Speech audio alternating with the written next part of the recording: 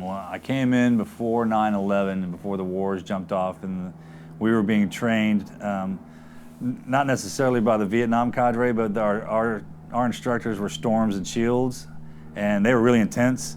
They were always training us for war. There's a famous line from a SEAL. He's standing up on a berm, and someone asked him what he's looking for. He's like, "I'm looking for a war." And that's kind of the mentality that we had. We were just always training every single day. It was by far the greatest lifestyle because you get fed every meal, and then in between that you're working out and you're training and you're traveling around the world, training with other military organizations and other units.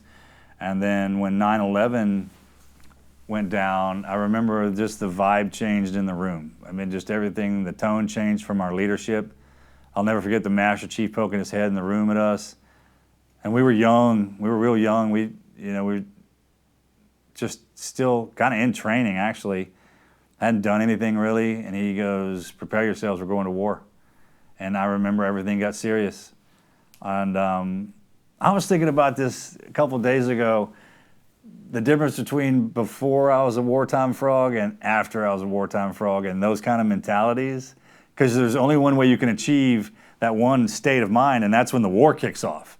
And when you actually have to get into combat, because it's a game changer. I mean, it changes the vibe, the feeling, the difference between what happens to you and how it happens, and the way the guys act around each other when they're in country, in the fight, and even when they're at home, they act different.